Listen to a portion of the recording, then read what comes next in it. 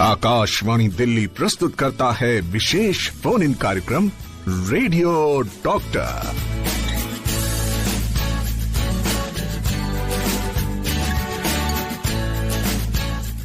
बहुत बहुत स्वागत है आप सभी का रेडियो डॉक्टर के इस बेहद खास एपिसोड में। जी हाँ, special on international yoga day. दोस्तों, सुबह से योग दिवस की शुभेच्छाओं और शुभकामनाओं का तांता तो लगा ही होगा, लेकिन हमें भी अवसर मिला है इस प्रोग्राम के जरिए हम आप तक एक बार फिर से योग दिवस की, अंतर्राष्ट्रीय योग दिवस की शुभकामनाएं पहुंचाएं। तो बहुत बहुत शुभकामनाएं आप सभी को अंतर्राष्ट्रीय योग दिवस की। चलिए मिलते हैं योगाचार्य डॉक्टर शालू गुप्ता से, जो आज हमारे एक्सपर्ट हैं। बहुत बहुत स्वागत है आपका डॉक्टर शालू गुप्ता, और आपको भी बहुत बहुत ढेर सारी शुभकामनाएं। नमस्कार, धन्यवाद।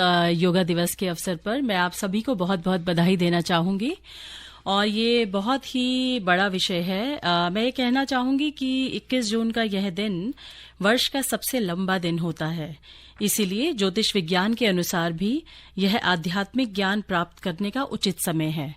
तो 21 जून का जो दिन रखा गया है, यह बहुत ही सोच समझ कर रखा गया है, और हम आज योग दिवस के अवसर पर बहुत सी चीजें सीखेंगे और समझेंगे और ये जानेंगे कि योग का सही अर्थ क्या है। तो डॉक्टर गुप्ता, शारीरिक, मानसिक और आध्यात्मिक स्वास्थ्य के लिए योग कितना आवश्यक है, ये अब हम सभी कुछ को जानने लगे हैं, समझने लगे हैं, लेकिन थोड़ा बेहतर जानेंगे योगाचार्य शालू गुप्ता से आपसे। तो आज का जैसा कि टॉपिक है योग फॉर हेल्थ, स्वास्थ्य के लिए योग। देखिए, योग का अर्थ है जोड़ना। जैसा हम हमेशा से समझते आए हैं, योग किसी भी चीज को जोड़ता है। तो योग हमें मानसिक तौर पर शरीर के अंदरूनी स्वास्थ्य की बात करें तो योग हमें पूर्ण तरीके से जोड़कर हमें एक पूर्ण हेल्थ मिलती है। अब महर्षि पतंजलि ने इसीलिए योग को अष्टांग योग कहा है, और योग को 8 पहलुओं में बांटा है: यम, नियम, आसन, प्राणायाम, प्रत्याहार, धारणा, ध्यान, समाधि। अब यदि हम यम नियम की बात करें तो यम नियम है शरीर शुद्धि और आहार शुद्धि। योग आसन जो है वो हमारे शरीर के लिए बहुत ही ज्यादा लाभदायक है, क्योंकि यदि हम अपने शरीर को एक स्पेसिफिक पोजीशन में रखना सीख लेते हैं तो हम बहुत सी बीमारियों पर निजात पा सकते हैं।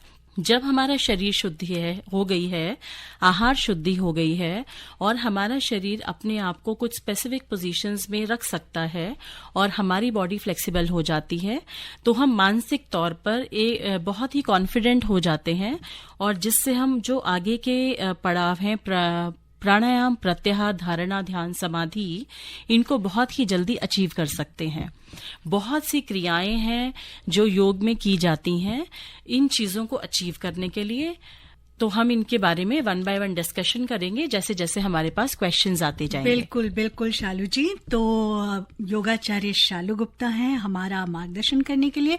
मैं सुजाता रथ, और हमारे तमाम लिसनर्स बहुत सारी बातें जानना चाहेंगे, सीखना चाहेंगे हमारे आज के योगा एक्सपर्ट से। तो शालू जी, आपने बताया कि योग का जो शाब्दिक अर्थ है वही है जोड़ना। तो एक सवाल आया है मनोहर लाल गांधी जी का कि योग द्वारा हम अपने आप से कैसे जुड़ सकते हैं, अपने आप से कैसे जुड़ सकते हैं? देखिए, आज का जो समय है इसमें हम लोग बहुत ही ज्यादा डिस्ट्रैक्टेड हैं mentally. We are always thinking about thousands of things at the very same time. होता क्या है कि हम लोग, हमारा जो लाइफस्टाइल है, हमारी फूड हैबिट्स हैं, हमारा जो रहन सहन है, हमारा जो ऑफिस एनवायरनमेंट है, इससे हमने बिल्कुल अपनी बॉडी की प्रायोरिटी को खत्म कर दिया है। हमें सीखना ये है कि पहला सुख निरोगी काया। पहला सुख निरोगी काया सीखने के लिए हमें इस बात को मानना पड़ेगा कि हमारी जो दिनचर्या है उसमें हमारा शरीर भी कहीं एग्जिस्ट करता है। जब तक हमारी ब्लड रिपोर्ट्स में कोई बीमारी नहीं आ जाती तब तक हम अपने शरीर पर ध्यान नहीं देते हैं।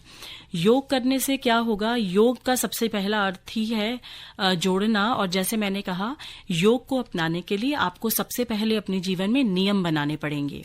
तो जैसे जैसे आप अपने दिनचर्या में नियम बनाएंगे वैसे वैसे आपके हर चीज का नियम हो जाएगा। सोने का समय, उठने का समय, खाना खाने का समय, शौच जाने का समय। और जैसे जैसे आपका समय फिक्स होता जाएगा वैसे वैसे आप ये समझेंगे कि आपके शरीर में जो सुबह उठते ही थकान होना, सारा दिन परेशानी रहना, बॉडी में लथार्जी रहना, जिसकी वजह से चिड़चिड़ापन होना, ये सब चला जाएगा। आप अगर एक अच्छा आहार अपनाएंगे, सीजनल फ्रूट्स खाएंगे, सीजनल लिक्विड्स लेंगे, तो उसको लेने के बाद आपका शरीर निरोगी रहेगा। और जब शरीर निरोगी रहेगा तो आपको समझ में आएगा कि आपकी जीवन में आपके शरीर की कितनी इम्पोर्टेंस है। तो जैसे जैसे शरीर निरोगी होगा उसके बाद जब हम अपनी बॉडी पर ध्यान देना शुरू करेंगे तो हम अपने शरीर को जिसे हम कहते हैं कि आत्मा का परमात्मा से मिलन, ऐसे ऐसे हम अपने शरीर को परमात्मा से मेल कर पाएंगे, जिसमें फिर हमारी धारणा, ध्यान और समाधि आ जाती है, जिसमें हम राम नाम, प्रभु नाम सब कुछ जोड़ देते हैं। जी, कुछ कॉलर्स हैं। हेलो। हाँ दीदी प्रणाम। प्रणाम, कौन बोल रहे हैं? सतीश कुमार पांडे। हाँ, सतीश कुमार पांडे जी बोल रहे हैं। पूछिए, क्या पूछना चाहते हैं? आपको अंतर्राष्ट्रीय योगा डे की हार्दिक शुभकामनाएं। जी, बहुत बहुत शुक्रिया, धन्यवाद जी। और डॉक्टर मैम को भी नमस्कार। नमस्कार जी। डॉक्टर मैम, मेरे से आपसे सवाल ये है कि कुछ आंखों के लिए कोई योगा है क्या? हाँ जी, बिल्कुल है। हमको थोड़ा बता दीजिए। हाँ जी, आपकी आंखें कमजोर हैं या आंखों से पानी आता है? जी, पानी नहीं दे मैम, आंख थोड़ा कमजोर है। ठीक है, देखिए आंखों के लिए बहुत ही अच्छी एक्सरसाइज है जिसे हम बोलते हैं त्राटक। वो हमारे षटकर्मा का पार्ट है। उसमें जनरली हम करते क्या है कि आपने किसी भी, त्राटक का अर्थ है कि आप किसी भी वस्तु पर लगातार देखते रहें। इसको करने का प्रोसेस क्या होता है कि आपने मान लीजिए कमरे में बिल्कुल अंधेरा कर लिया और एक मोमबत्ती को जला लिया। आप उस मोमबत्ती की लौ को एकटक देखते रहेंगे, तब तक देखते रहेंगे जब तक आपकी आंखों में आंसू आने वाले हैं। मतलब आंसू आने से पहले ही आपको अपनी आंखें बंद कर लेनी है। ये एक्सरसाइज आप कई और जगह और कई और चीजों से भी कर सकते हैं, नंबर 1। दूसरी चीज है, अपनी आंखों को आंवला से धोएं, आंवले के पानी से धोएं या त्रिफला के पानी से धोएं। रात को त्रिफला भिगा दें और सुबह उससे अपनी आंखों का आई वॉश करें। उससे भी आंखों में बहुत ही अच्छा असर आता है। तीसरी चीज है त्रिफला। और तीसरा है विटामिन ए रिच चीजें खाएं, जिनमें जैसे पपीता है, सेब है, अनार है। आहार का भी ध्यान साथ साथ रखना पड़ेगा, तभी आपकी आंखों में रोशनी वापस आएगी और आपकी आंखें पहले से बेटर हो जाएंगी। जी डॉक्टर, ठीक है। शुक्रिया सतीश जी, दार्जिलिंग से हमें कॉल करने के लिए बहुत बहुत धन्यवाद। एक और कॉलर है, उनसे जुड़ते हैं। हेलो। नमस्कार मैम। हाँ नमस्कार। मैं लखनऊ से राजा बात कर रहा हूँ। जी राजा साहब बताइए। जी, आज जैसा कि योग दिवस है तो मैं खास करके ये जानना चाहूंगा, जैसे हम लोगों का काम होता है कि काफी 8-9 बजे से बैठो और शाम को लगभग 5-6 बज जाता है, तो इसमें हम लोग ज्यादा टहल नहीं पाते हैं। इसकी वजह से जो है कुछ मोटापा भी बढ़ने लगता है। तो कौन से आसन या योगा है, हमें मैम से पूछना है कि जो अपने हम सुबह या शाम में उनका उपयोग करें और अपनी सेहत और अपने स्वास्थ्य पर अच्छा ध्यान केंद्रित करके अपनी सेहत को फिट रखें और ज्यादा मोटापा ना बढ़ने पाए, इसके बारे में हम जानना चाहते हैं। हाँ जी राजा जी, देखिए इसके लिए आपको ये करना पड़ेगा, कई सारी चीजें हैं जो आपको करनी पड़ेंगी। नंबर 1, जब आप अपने ऑफिस में आते हैं और आपको ये पता है कि मैंने 7 से 8 घंटे बैठना है, तो आपको ये फिक्स करना पड़ेगा कि मुझे दिन में 2 से 3 लीटर पानी पीना ही पीना है। नंबर 1। नंबर 2, आपको ये फिक्स करना पड़ेगा कि मुझे अपने काम के दौरान हर 30 से 40 मिनट के बाद 10 से 15 मिनट मैं टहलने के लिए जाऊं, अपनी सीट पर ही ना बैठा रहूं। नंबर 3, अगर आप लैपटॉप पर काम करते हैं या कंप्यूटर पर काम करते हैं तो कोशिश कीजिए कि टांगे लटकाकर जमीन पर ना रखी हों। मतलब ये है कि आप पैरों के नीचे एक छोटी सी चौकी रखें कि आपके पैर जमीन से ऊपर की तरफ हों। इससे आपकी कमर पर कम असर आएगा और आप ज्यादा देर तक अपने आप को स्वस्थ रख सकेंगे। चौथी चीज है कि जो भी हमें ये नहीं सोचना कि मैं अब ऑफिस आ गया हूं तो मैं डिब्बा बंद खाना ले आया हूं तो मुझे बस रोटी सब्जी खाकर घर चले जाना है।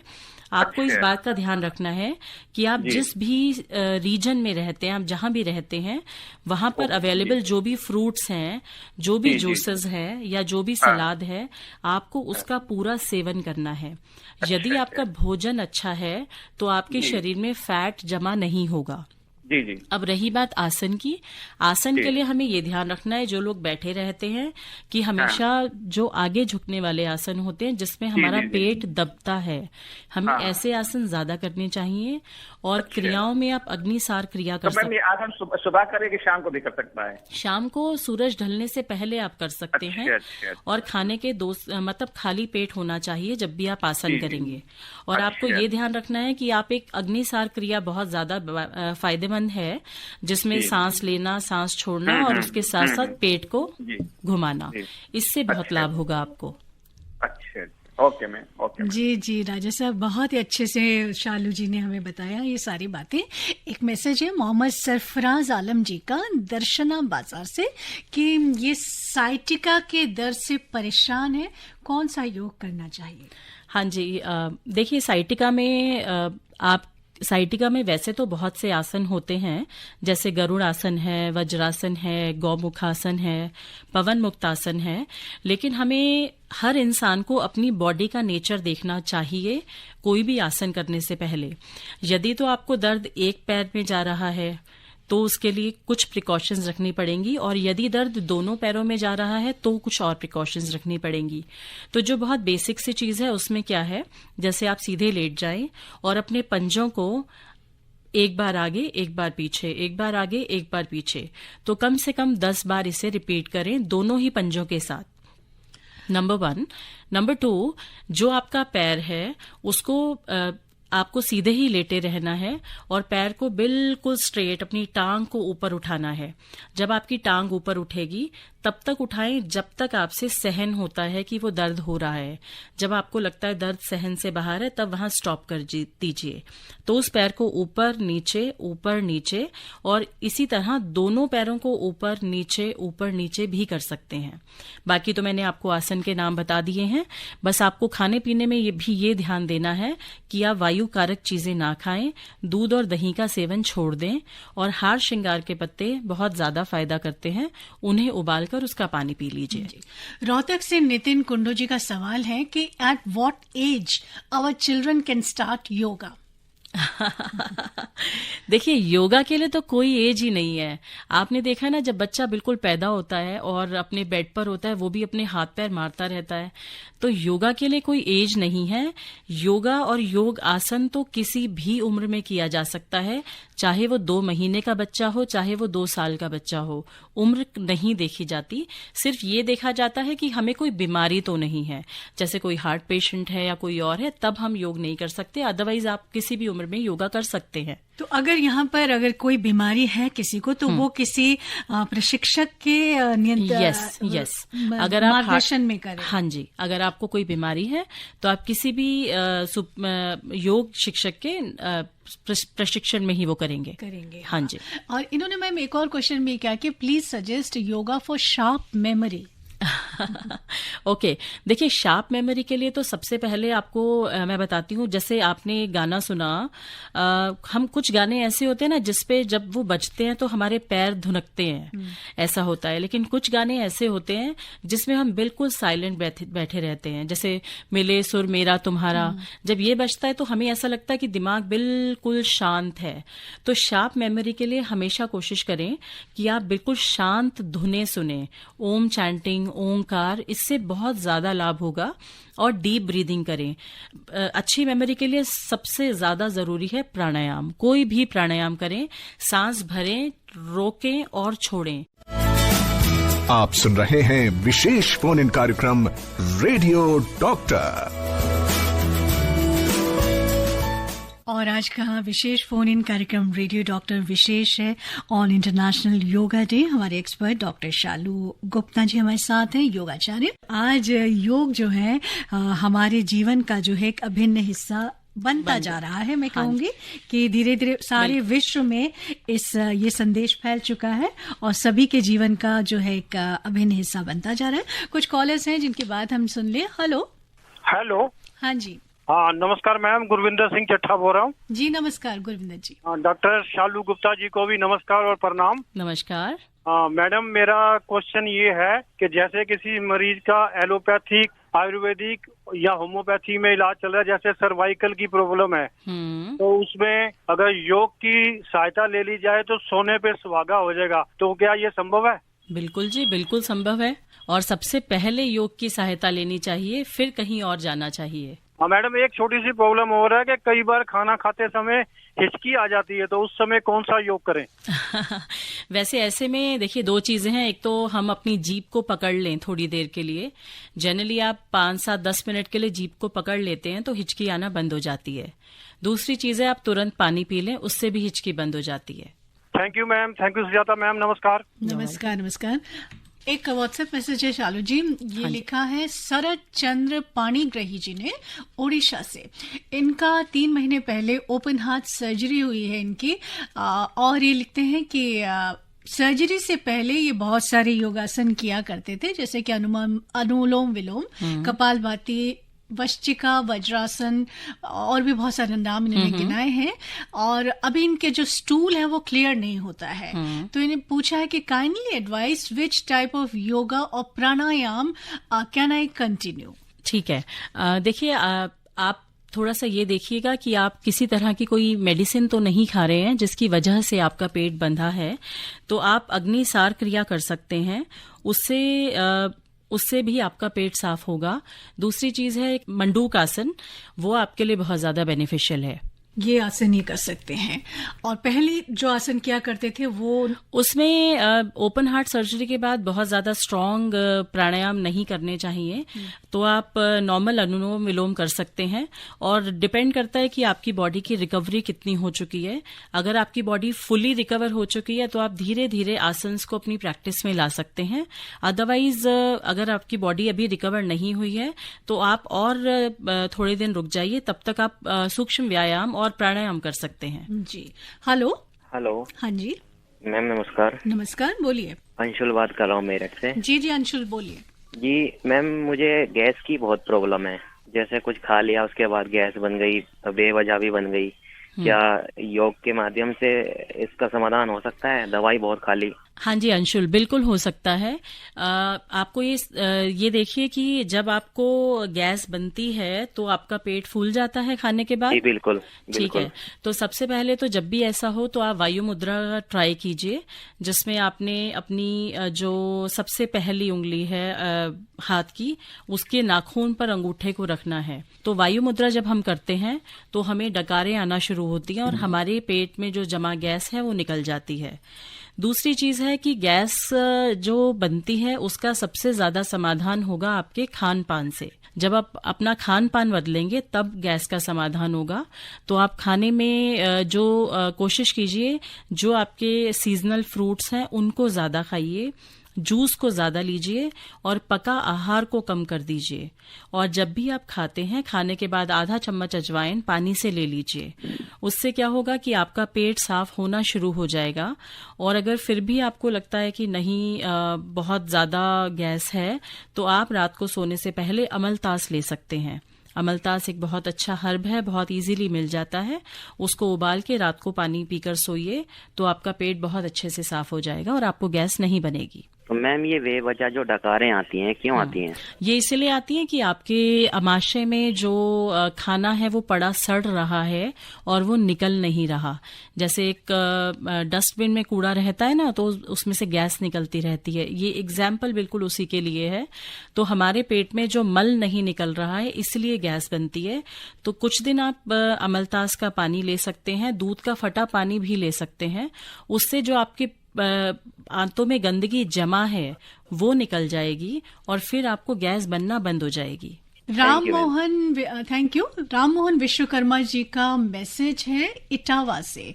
ये सिलाई बुनाई का काम करते हैं और इन्हें कम से कम 10 घंटे बैठना पड़ता है।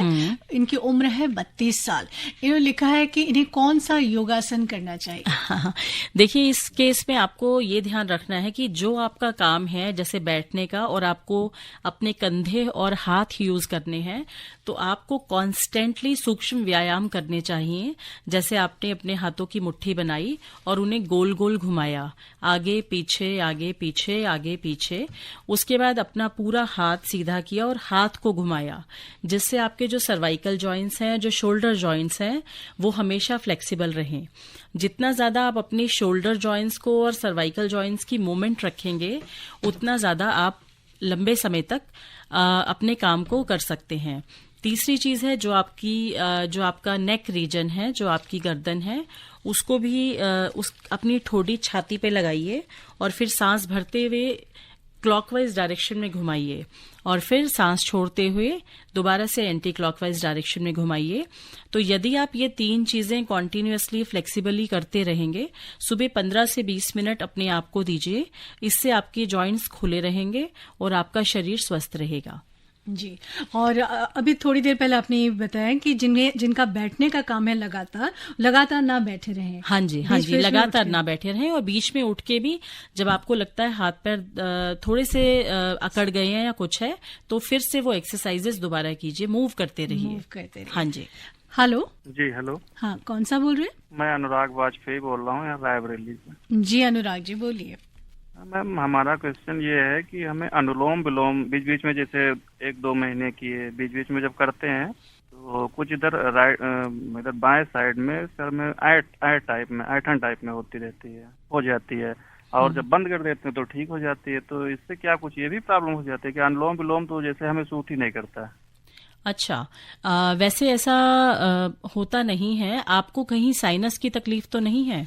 नहीं, एंजाइटी की तकलीफ है, मेडिसिन खाते रहते हैं। ओके, तो ये तो हो सकता है कोई एंजाइटी का साइड इफेक्ट हो। वैसे अनुलोम विलोम से ऐसा नहीं होता है, लेकिन अगर आपको ऐसा लगता है तो आप इसको थोड़े समय के लिए कीजिए, लेकिन कीजिए रेगुलर। जब आप थोड़े थोड़े समय के लिए करेंगे, मतलब जैसे 5 मिनट के लिए किया, 5 मिनट के लिए किया, तो आपकी बॉडी धीरे धीरे रिस्पॉन्ड करने लगेगी। छोड़िए मत इसे, बट इसका बेनिफिट ही होगा आपको। जी, आप एक काम कर सकते हैं कि आप अपनी नाक में 3-3, 4-4 बूंद तेल डालिए रोज, कुछ दिन के लिए डालिए और फिर बताइए, फिर ऑब्जर्व कीजिएगा कि क्या ये ऐंठन हो रही है। ओके। तो रायबरेली से हमारे ये श्रोता थे। तो शालू जी, अनुलोम विलोम जो है, मुझे लगता है कि सबसे आसान है, योगासन है, हर कोई इसे कर सकता है ना? तो क्या फायदे हैं इसके? अनुलोम विलोम तो देखिए, सांसों का लेना छोड़ना। हम कहते हैं ना कि वायुमंडल में, ब्रह्मांड में सबसे ज्यादा तो वायु और जल है। तो जब हमारी सांसों का अंदर जाना और बाहर आना, ये पैसेज बिल्कुल क्लियर होता है, तो सबसे ज्यादा असर हमारी मेमोरी पर, हमारी एंजाइटी लेवल्स पर, हमारी सोच पर पड़ता है। अब आजकल क्या है ना कि बंद कमरों में हम बैठे हैं और हम वही ठंडी हवा ले रहे हैं, वही छोड़ रहे हैं। तो जब तक खुली हवा, अनुलोम विलोम जैसे जैसे हम करते हैं, वैसे वैसे एयर पैसेज पूरी बॉडी में होता है और ब्लड सर्कुलेशन बेटर हो जाता है। We feel happy and happy. Yes, चलिए, हैप्पी एंड हैप्पी हम फील करेंगे एक और गाना सुनने के बाद। लेकिन एक सवाल मैं ले लेती हूँ सीमा गांधी जी का, गाजियाबाद से। लिखा है कि हम महिलाएं मॉर्निंग में घर का काम होने के कारण योगा प्राणायाम नहीं कर सकती, क्या दोपहर और शाम के वक्त हम योग कर सकती हैं? बिल्कुल कर सकती हैं। देखिए, शाम में कर सकती हैं, क्योंकि योग करने के लिए खाली पेट या खाने के 2.5 से 3 घंटे बाद ही योग करें। दोपहर में ना करें, मैं सजेस्ट करती हूँ शाम को करें। और जो महिलाएं योग नहीं कर सकती हैं सुबह, वो योग की जगह खूब सारा पानी पिएं, अपने आप को हाइड्रेटेड रखें और ये कोशिश करें कि वो 10 बजे तक भूखे पेट ना रहें। Keep yourself hydrated, coconut water लें, ड्राई फ्रूट्स लें, सोक्ड ड्राई फ्रूट्स लें। उससे भी, वो भी योग का ही हिस्सा है। आप योग को सिर्फ योग आसन से ना जोड़ें, योग का अर्थ आहार भी है। तो आप एक अच्छा आहार फॉलो कीजिए मॉर्निंग में और शाम को योगासन कर लीजिए। That will give you a perfect health. जी, आप सुन रहे हैं विशेष फोन इन कार्यक्रम रेडियो डॉक्टर। एक बार फिर आप सभी का बहुत बहुत स्वागत करते हैं और बहुत बहुत शुभकामनाएं ऑन इंटरनेशनल योगा डे। आज का हमारा रेडियो डॉक्टर है special on world yoga day, योग फॉर हेल्थ। हमारी एक्सपर्ट शालू गुप्ता जी को सांस लेने की फुर्सत नहीं मिल रही, इतने कॉल्स आ रहे हैं और इतने मैसेजेस आ रहे हैं। तो शालू जी, हम अपनी तरफ से आपसे कुछ पूछ ही नहीं सकते क्योंकि श्रोताओं की तरफ से ही बहुत बहुत सारे सवाल आ रहे हैं। हेलो। हाँ जी अजय कुमार बात कर रहा हूँ। हाँ जी अजय जी बोलिए। कुछ ये जो बच्चे पढ़ने वाले होते हैं 6-7 से और 12-13 साल तक, इन बच्चों के बारे में मैम कुछ बताइए, इनके लिए योगा कुछ बता दीजिए बच्चों के लिए। बच्चों के लिए तो देखिए सबसे अच्छा योगा ही खेलना है। अगर आप बच्चों को अगर हम देखिए जब पहले की बात भी करें तो यदि बच्चे बाहर आपको सबसे ज्यादा ये इम्पोर्टेंट है कि बच्चों को बाहर निकलने दें, बच्चों को घर में ही ना बंधे रहें। उनकी एक्टिविटीज फिक्स कीजिए कि उन्हें 1 घंटा रोज साइकिलिंग करनी है या 1 घंटा मिट्टी में खेलना है। अपने आप में ये सबसे अच्छा योग है बच्चों के लिए। बच्चे तो चलते फिरते ही इतने सारे स्टेप्स कर जाते हैं। अगर आपको लगता है कुछ और भी नहीं कर रहे तो घर में आधा घंटा डांस कर लें। सबसे अच्छा योग यही है बच्चों के लिए। धन्यवाद। हाँ जी, शुक्रिया। हेलो। हाँ जी एजाज अहमद लहरपुरी जी बोलिए। ऐसा कोई योग बता दें आसान जिससे दिल, दिमाग और लेंस स्वस्थ रहे। जी देखिए, दिल दिमाग स्वस्थ तभी रहेगा जब हम पूर्ण योग करेंगे, जिसमें हमारा आहार भी उतना ही इम्पोर्टेंट है और प्राणायाम।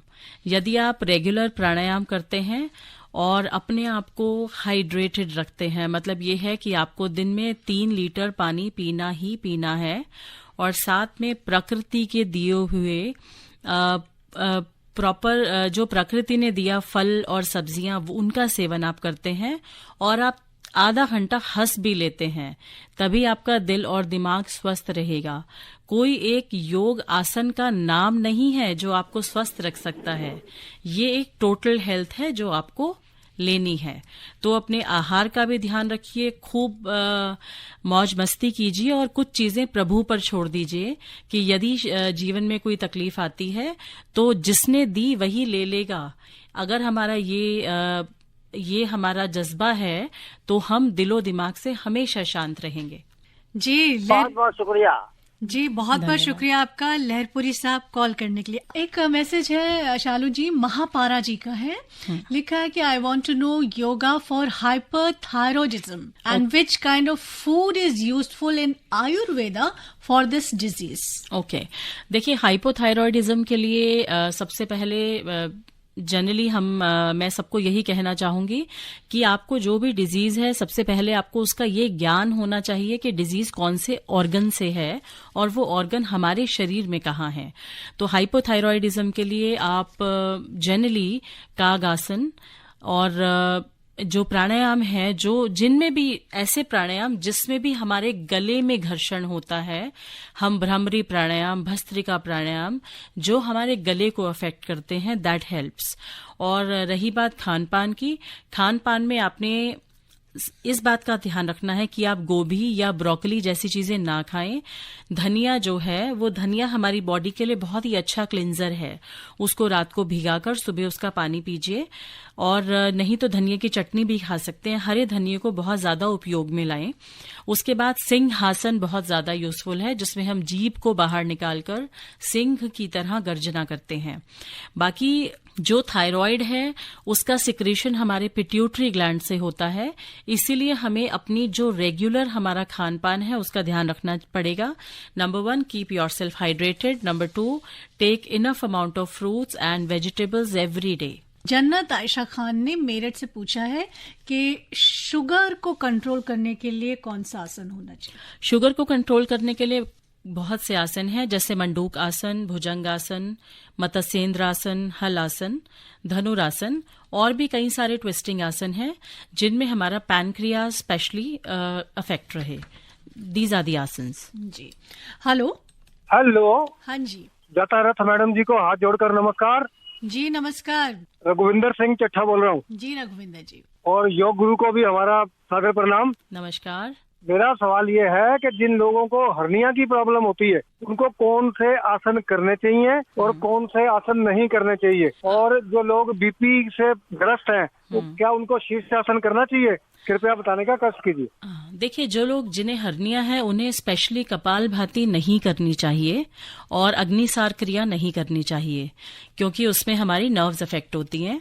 और जिनका बीपी हाई है उन्हें शीर्षासन नहीं करना चाहिए। Thank you. रघुविंदर सिंह चट्ठा की तरफ से जय हिंद। धन्यवाद। जय हिंद। हेलो जी नमस्कार सर। नमस्कार। मैं डॉक्टर साहब को भी नमस्कार करना चाह रहा हूँ। नमस्कार जी डॉक्टर साहब, हम ये जानना चाह रहे हैं, मैं रमेश कुमार बोल रहा हूँ बाराबंकी से। हाँ जी। जी मैं ये जानना चाह रहा हूँ कि जो आंखों का ब्लड प्रेशर होता है तो उसमें कौन सा योग करना चाहिए जिससे जो ब्लड प्रेशर डाउन हो जाए? आपका मतलब है जो हाई ब्लड प्रेशर होता है उसमें क्या करना चाहिए, राइट? देखिए, जब ब्लड प्रेशर हाई होता है उसके लिए आप नॉर्मल अनुलोम विलोम कीजिए, बिल्कुल सांस भरना, रोकना और छोड़ना।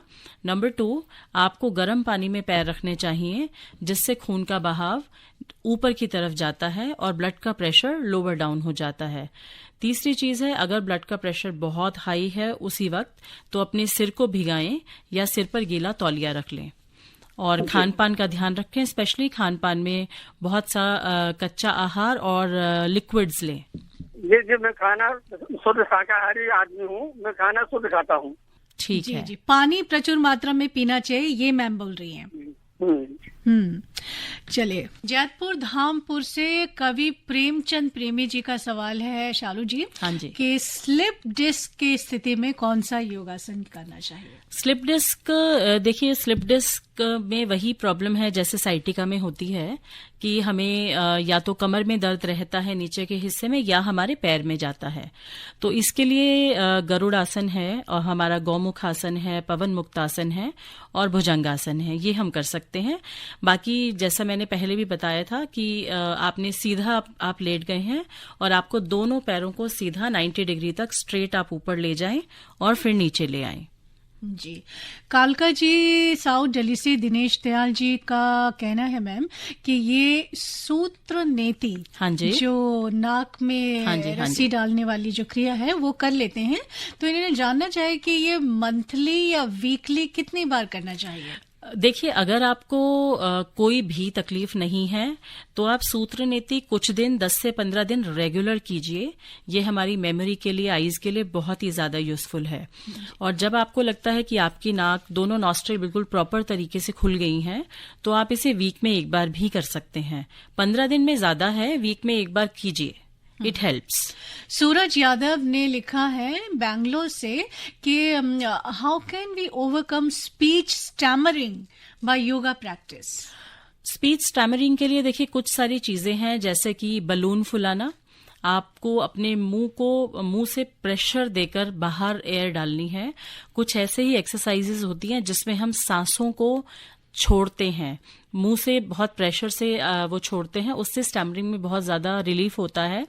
हमारे कुछ टेस्टेड ये हैं कि जब हम कुछ पेशेंट्स ऐसे हैं स्टैमरिंग वाले जिन्हें हम जब मिर्च खिलाते हैं, मतलब उनकी नॉर्मल मिर्च से ज्यादा मिर्च खिलाते हैं, तो भी स्टैमरिंग में आपको अच्छा रिजल्ट मिलता है। जी। तो ये जो प्रक्रिया आपने बताई मिर्च खिलाने वाली, ये प्रॉपर गाइडेंस में होनी चाहिए, घर में नहीं, घर में भी कर सकते हैं आप। हाँ जी, घर में ट्राई कर सकते हैं, it helps. Okay. Hello. Hello. हाँ जी। हाँ जी, नमस्ते जी। नमस्ते, कौन सा बोल रहे हैं बताइए? मैं पानीपत से मनवादर बोल रहा हूँ। जी बोलिए।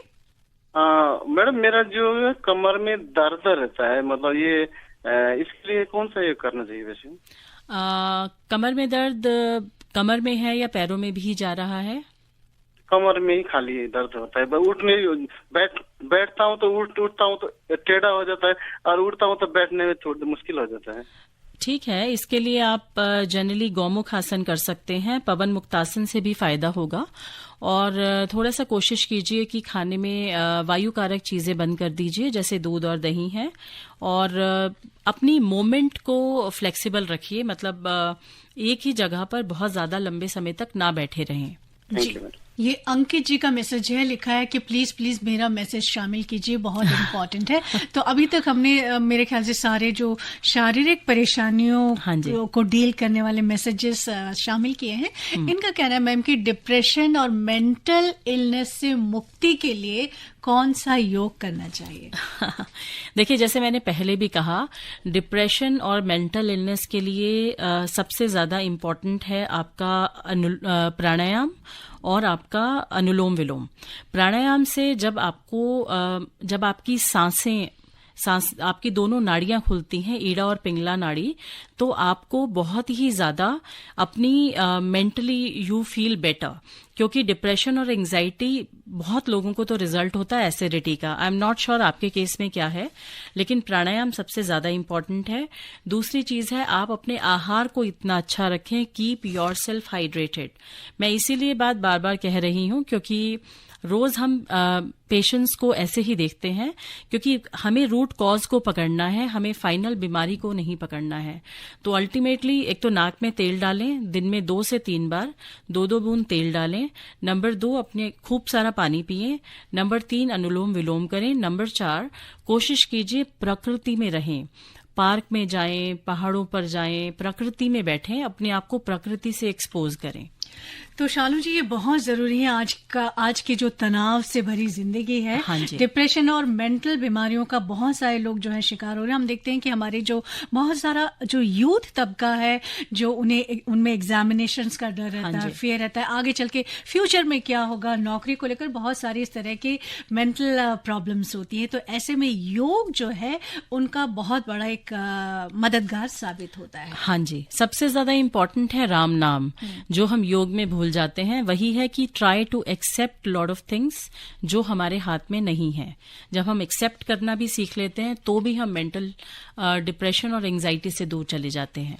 जी, तो अभी भी बहुत से कॉल्स आ रही हैं, बहुत से मैसेजेस आ रहे हैं, लेकिन मेरे ख्याल से सभी के घूम फिर के वही सवाल हैं जो आप ऑलरेडी आंसर दे चुकी हैं। बीपी को लेकर है, गुर्दों को लेकर है, किडनी। एक सवाल था कि गुर्दों में, किडनी में दर्द रहता है, उसके लिए आप कुछ कहना चाहेंगी? किडनी में दर्द के लिए देखिए, वैसे किडनी का दर्द, किडनी में एज सच ऐसे दर्द नहीं होता है, लेकिन अगर आपको किडनी में दर्द लगता है तो आप ये कर सकते हैं कि 100 ग्राम के करीबन आप अदरक को कूट लें, उसका पानी गर्म कर लें और उसमें कपड़ा भिगोकर अपनी किडनीज पर रखें। तो इसको हम बोलते हैं जिंजर पैक। इससे किडनी में अगर कोई बीमारी भी है तो उससे भी आपको बहुत ही ज्यादा रिलीफ मिलता है, प्लस पानी बहुत ज्यादा पिए। जी, तो जैसे कि शालू जी ने बताया कि योग क्या है, योग है एक तरह से अपने आप का जीवन का संतुलन। हाँ जी, जीवन का संतुलन, कि हम अपने आप को नियम में बांधे। सुबह उठने का नियम, शौच जाने का नियम, ब्रेकफास्ट का नियम, भोजन का नियम, और रात को सही समय पर सोने का एक नियम है।